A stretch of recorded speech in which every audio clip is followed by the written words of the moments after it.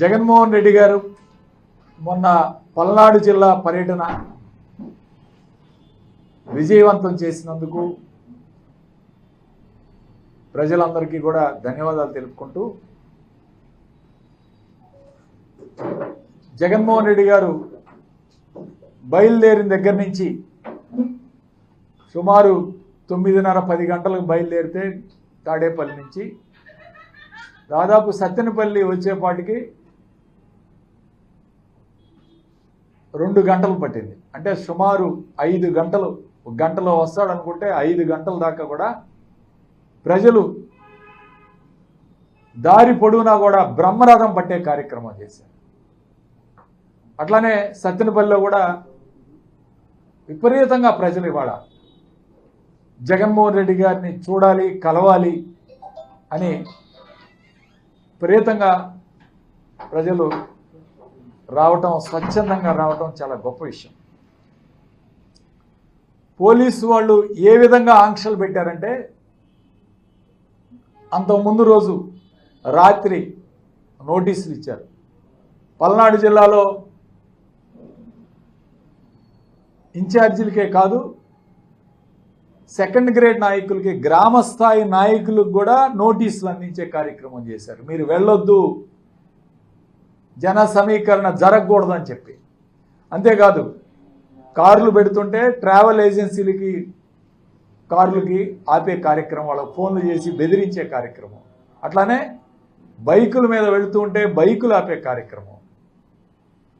మరి కనీసం సత్తెనపల్లిలో మంచినీళ్ళు కూడా దొరికే కార్యక్రమం లేకుండా కనీసం హోటల్స్ మూసేశారు.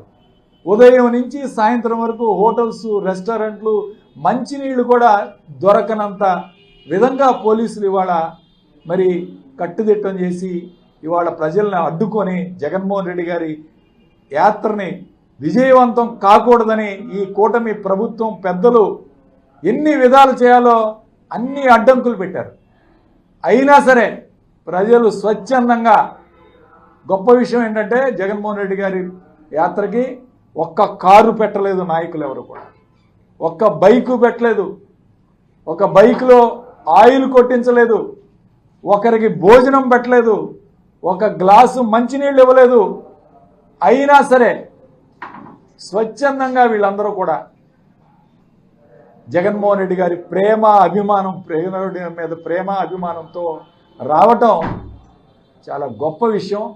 ఇది చాలా బ్రహ్మాండంగా జరిగిందని చెప్పడానికి నిదర్శనం. ఇది అందరూ కూడా యాక్సెప్ట్ చేసే కార్యక్రమం చేస్తూ ఉన్నారు. అట్లానే 2 వ్యక్తులు చనిపోయారు. సింగయ్య అనే వ్యక్తి చుట్టుకుంట దగ్గర జగన్మోహన్ రెడ్డి గారి కాన్వాయ్ వెహికల్ తగిలి చనిపోయాడని చెప్పి వార్తలు ఇచ్చారు, టీవీ ఛానల్లో ఇచ్చారు. తర్వాత స్వయంగా గుంటూరు ఎస్పీ గారు చెప్పారు, సతీష్ కుమార్ గారు, గుంటూరు ఎస్పీ గారు, జగన్మోహన్ రెడ్డి గారి కాన్వాయ్ తగలలేదు, ఇదొక ప్రైవేటు వెహికల్ దీన్ని కొట్టడం జరిగింది అని క్లియర్గా ప్రైవేటు వెహికల్ నెంబర్ తోటి సహా ఆయన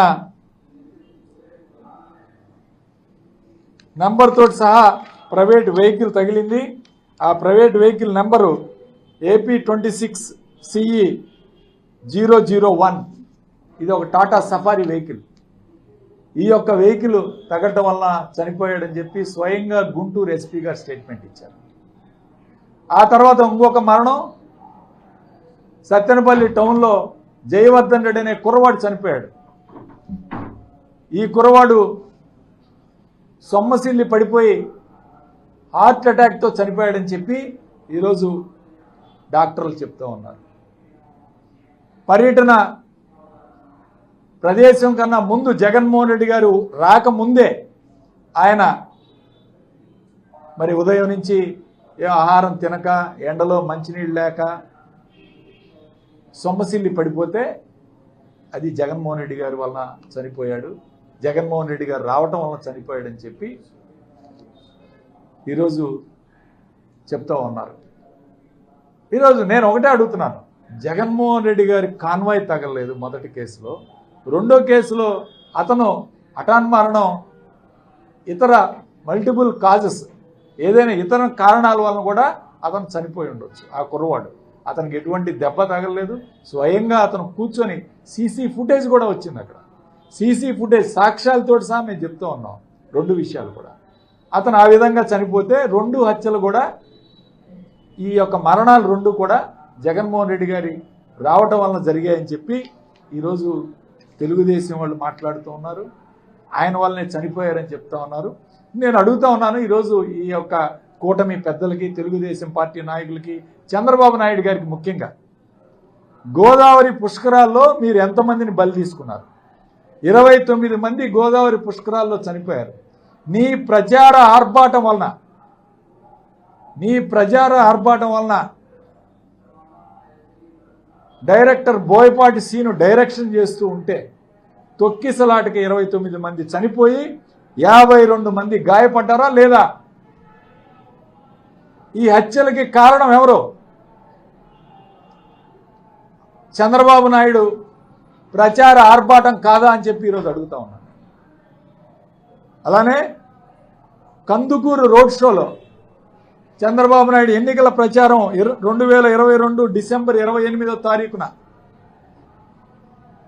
దాదాపు 8 మంది చనిపోయారు. చంద్రబాబు నాయుడు గారి మీటింగులకి జనాలు ఎక్కువ కనపడాలని ఇరుకు సందుల్లో పెట్టి డ్రైనేజ్ కాలువలు కూడా మీద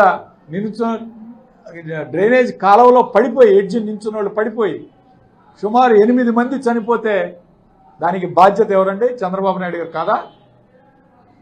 అట్లానే గుంటూరులో 2023 జనవరి 1వ తారీఖున చీరల పంపిణీ కార్యక్రమంలో 3 చనిపోయారు. ఈయన ప్రచార ఆర్భాటం, చంద్రబాబు నాయుడు అక్కడికి వెళ్ళి సరైన ఏర్పాటు లేక 3 మహిళలు చనిపోవడం జరిగింది. దీనికి కారణం ఎవరో?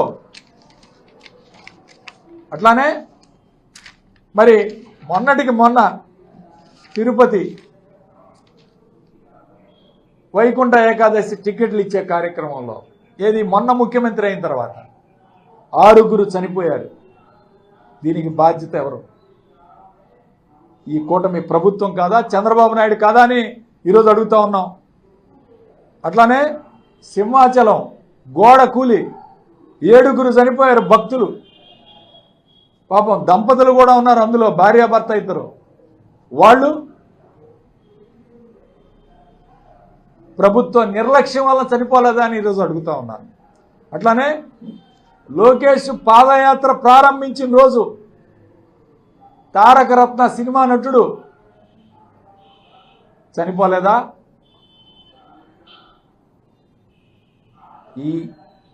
ఈ మరణాలకి కారకులు ఎవరు?